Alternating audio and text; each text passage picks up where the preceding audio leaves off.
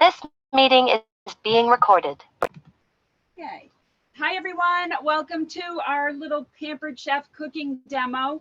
So I'm Sherry and this is Mary Jo. And we're just here to share with you guys how to make Southwestern burgers out on a campfire is actually what we're doing, using the cast iron skillet. Our new summer product, which is awesome. And it comes with a trivet just made for this, so you can put it right on your table and it won't get burned. So we call it the sizzle skillet because you can have everything sizzling right off the grill and put it on the wood trivet and nobody's going to get burnt, and it's going to be just like you're at a Mexican restaurant if you make fajitas or something like that. So we're going to do, we're going to show you guys how to make this recipe. We're going to share with you how to make some quick cocktails or mocktails for the backyard or out camping or whatever you're doing, and some roasted veggies that we're going to put on the grill. So the first thing we're going to do is, where are you going? The scallions? Oh yeah, you don't need them because it's for the guacamole. Okay. So what we're going to do right now, we have a pound of meatloaf mix. So I don't know if you guys have ever used meatloaf mix. Has anybody? You can just raise if you've used it before. So it's a combination. It has beef, pork, and veal in it. But the recipe actually calls for using ground turkey with No, ground pork and ground chicken. Yeah, ground turkey or chicken. Yep. With ground pork. But this is really good. And what the ground chicken and ground pork do is just add a lot of flavor. So that's what the recipe calls for. But we're going to do the meatloaf mix. It's really, really good. You guys give it a try sometime. It's right where the hamburger and everything is sold. And it just has a lot of flavor. So we have a pound of hamburger And then, of the meatloaf mix. and then we need a tablespoon.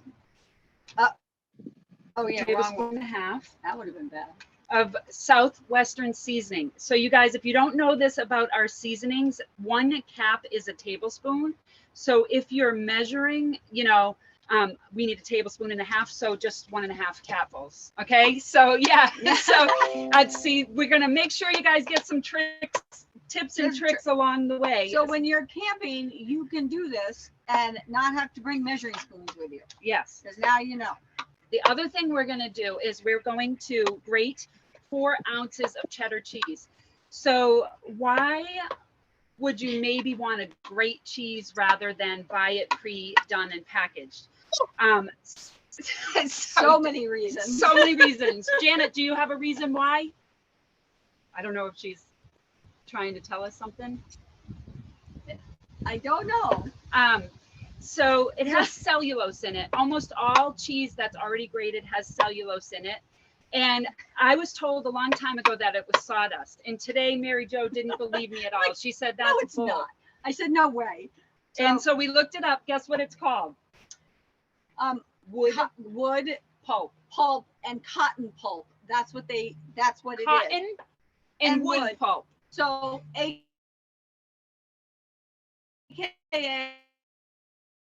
Sawdust. Wood pulp is definitely sawdust. So so this is our a regular cheese grater. Yeah, cheese grater, and the way it works. You might blow away. Oh geez, I hope we don't. It's very windy here. So the way that this works, and I like to tell people because they get it and they really don't know how to open and close it. You just stick your thumb right here and pull the handle towards you, and then lift up.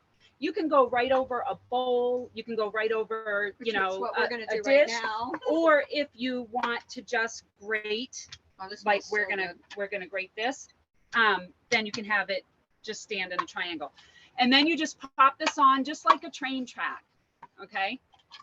And then we're just gonna put the cheese in here, and I'm gonna go ahead and grate the cheese. Now, you're never, ever, ever, ever, ever going to get your fingers again if you just use the protection that's given to you here. Now, once in a while, I used to like to not use it until I got every one of my fingers. And I was doing a live cooking demo, and it was horrible. So not a good idea. Now, also, if you're not that strong, show them you can grip it here. So when you're doing it, this actually holds, you can put your hands in here and that gives you leverage and you can hold on top. Did you know that? No. Okay. The other thing is just a tip when you're grating your own cheese. If you pop the cheese in the freezer for about 15 minutes before you grate it, it will grate super fast. And that's really good for soft cheeses. So if you're thinking like soft cheese, like mozzarella, any kind of cheese that's kind of a softer cheese, but even cheddar, you throw it in the freezer about 15 minutes before you're going to do it. Bing, It's bang, awesome. boom, done. Okay. So now that's literally all that we need for this recipe right now is the meat, the Southwest seasoning, and the cheese. And Mary Jo is Tex-Mex seasoning. Tex-Mex. Sorry. All right. Yep. So I washed my hands, so we're just gonna. So you guys, this is my favorite thing in the whole world. It's our burger slider press, aka the kid size burger and the big people burger. So this comes in for the sliders. This is for the regular burger, and I've measured it out. If you fill this whole thing, it's a half-pound burger. So we don't need to do half-pound burgers. But when the kids come over, I use this one, and Peyton likes to make them, my granddaughter. So all you do is just take some. I try and make it even. So about a round ball, and you throw that in. My hands are dirty, so you can do that. She can press that. And then you just give it a little twist. And pop it out. And you have a perfect burger. Now, I was going to just say, when you guys buy it, you know, when you go to the grocery store and you see the pre-done burgers and they look so awesome, they've got like bacon and cheddar or mushroom and, you know, whatever. Every time that they touch that burger and make it for you like this, you're getting charged a lot more money. So this just, you know, it costs less. It tastes great. You know, when you do it, it's not sitting around. I think the mix actually was like $6. $6 you get four burgers for the meatloaf mix, maybe even less. And then it makes 4 burgers with 1 pound, and they're decent sized burgers because of the fat. So what I do is I usually give me that. I usually the burgers that I use 93% beef when I do regular burgers, and that did you say do? I didn't say when I do. You did. I heard you. So we she's making me laugh. So we I don't have a problem with the burgers coming out, but when you use a higher content of fat, like this has a lot of fat in it with the cheese, it does take a little more energy to get out. But there, so if you're using like 85%, just scrape out the fat that's at the bottom, and then you can do it. So there are our perfect burgers. So I'll wash my hands. Go wash your hands. And so now the recipe just says to put the burgers in the freezer for about 15 minutes. And I believe, because I haven't seen that before, it's in our recipe card here for Taste Buds. And I believe the reason they're asking to put it in the freezer right now for 15 minutes is because of the cheese. So I think it'll just keep it in a form and keep it better after being in the freezer for 15 minutes. 15 minutes isn't going to freeze it, but it is going to make it really solid. So that was my guess when I read the recipe, because I was kind of surprised. I was like, these burgers I haven't specifically done myself yet, but they look amazing. So next we're going to make some guacamole that is going to go on top of the burgers. So I'm going to go ahead and do that. All right. So our manual food processor, this you can use where you're just going to pop the guacamoles. All we have to do for this, you guys, is our guacamole seasoning and add the guacamole. That's it. So, add the avocado.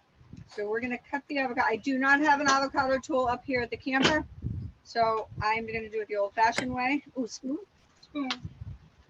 Actually, we'll grab another one and we'll use that for the cocktails. And this avocado is not super ripe, which makes me a little sad, but that's okay. And here we go again, getting your hands dirty. That's all right. So what's really nice about the Okay, you wanna cut the guacamole other- mix Gonna cut the other one in half. and all the mix, they're gluten-free. They don't have preservatives in it. So, you know, it says to store your seasonings in a cool, dry place. That is pretty important because if it's in a really hot, humid place, it can stick a little bit because there's no preservatives in there.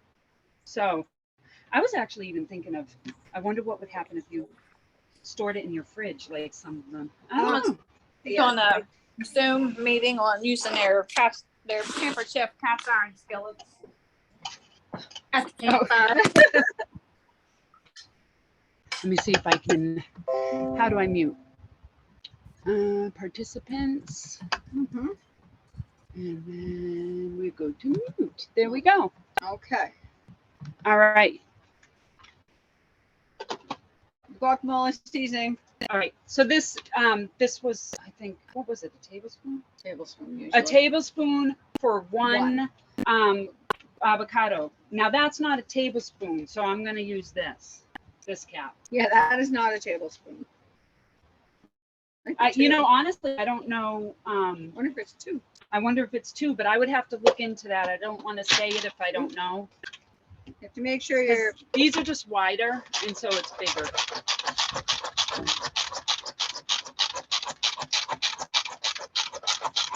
So if you're a backyard person or a camp person, somebody likes to camp, the manual food processor is awesome because you don't have to plug it in. I used it at the beach. Made Yeah. salsa, made salsa at the beach. Not here. I'm Yeah. done. How we doing? It's great. All done. Perfect. And that we're just going to put in the fridge. And I'm gonna do a little squirt of lime. It keeps. I like to put a squirt of lime because it keeps the avocado green. And put that there. And who doesn't like lime? Right? We're gonna use lime tonight in our cocktail mocktails. Yeah. So we're going to show you guys that next. So we have these brand new drink mixes, and they can be a cocktail or a mocktail. Okay. So cucumber mojito and cherry lemonade. And you can add your favorite spirit. Now it's the cucumber mojito, it's recommended to use white tequila. But for the cherry, you can do any spirit that you like. We don't have tequila, so we're going to use rum. Yeah, we're going to use rum. I have tequila. Oh, no, it was rum. Oh, it was rum. Yes, it was rum. I was thinking tequila, but you know, the mojito was recommended white rum, not white tequila. Sorry about We'll that. put a couple. So we're just going to put a This few. This is the mojito one. Okay, that's the mojito. So this is it, you guys. You just literally pour it in. She's putting some mint in that one. Let's see. And we're going to use some seltzer. seltzer water. And if you want to make it a cocktail and not a mocktail, then you would just do a shot of your favorite spirit. A shot is about, what, an ounce or 2 ounces? That's not a whole shot, but yeah. An ounce or 2 Are ounces? you not a bartender? No, I'm not. She's not a Honestly. good bartender. We need Mel B. And then you just add ice, and voila, drinks are It's done. an ounce and a half. What's that? A shot is an ounce and a half. Okay, so an ounce and a half. Thank you, Joanna. Thank you, Joanna. Um, Now let's get some ice. then Hold some on. ice, and then the drinks are done. Here, my hands have guacamole on them, so you put the. Yeah. We don't need guacamole in our drinks. Yeah. Now neither one of us have tried these. Oh, we so should taste we'll it. taste it and tell you guys. Now these are not Pampered Chef things. These were a gift when we bought our camper that somebody She means gave the us. cups. Yeah, but I think because of this, I might cheers. Oh, ooh, that's Let delicious. me try that one. I like I like that one better. We both said it. The mojito one is we like It's the mojito. really good. It's super good. And Yeah. We like it better. So the last thing we're going to show you is how to roast vegetables on the grill and not have a big fat mess on your grill. So we're going to use the Rock Crock Grill Stone. Oh, Bubba, no. Bubbies. Do you have the Rapid Prep? Yes, right there. Oh, I didn't even see it.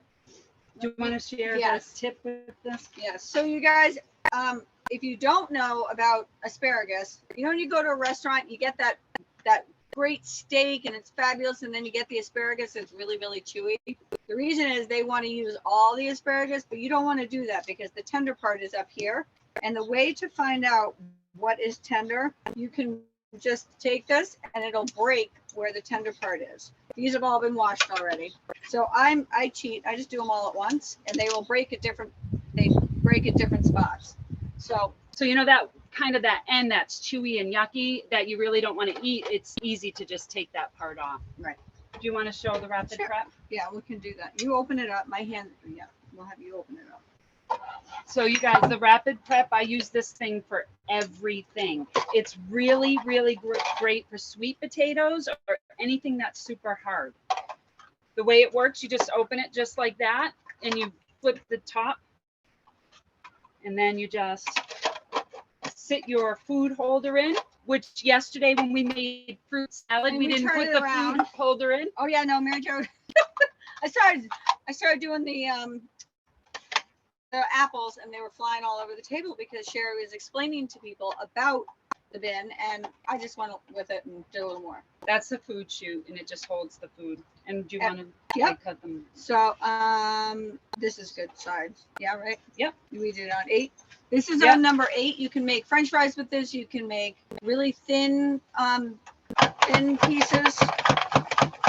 And these are just gonna go on the grill. And that's perfect for the grill. Because Yeah, sometimes I that's do them all. just round. Yeah, I do too. This is a pretty big one though. We're not gonna do the whole thing. No. We don't, it's only me and Sherry and the dogs. And I don't like that one. Don't stick your hands in here. You could cut your finger off, but no. No. I'm just kidding. So I didn't like that end piece. So All right. So then this is how they come out. and then Super easy peasy. we're just pop them on here. And this can all kind of be Oh, mixed yeah. up. And then we're just going to add olive oil and sea salt to that and put it on a really hot grill for about 10 minutes. We're gonna do a little bit of onion, but I'm not gonna put that in there because I just want little rings. Yeah. We don't want a whole bunch. Voila. Dinner Voila. done.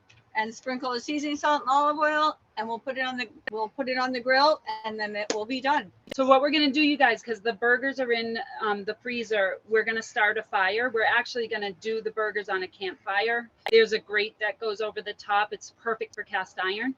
And we'll send a picture with the video. Okay. We'll put those. We'll have a couple of videos, and we'll put them all in Pictures. pictures. And we're going to, we grill the burgers and we top it with fresh mozzarella And and then the guacamole and tomato. Outstanding. we can't even wait. So I'm gonna fight her over the mojito, no, and we're gonna have to share yeah, it. and we're gonna have some roasted veggies, so it's gonna be a perfect easy dinner. So what I'm gonna do is I'm gonna stop the recording so that we can chat with you guys and see if you have any questions. Unless there's any questions that you think somebody else might need to hear. Does anybody have a question they think everyone might ask? Guys, Okay, then I'll pause the recording.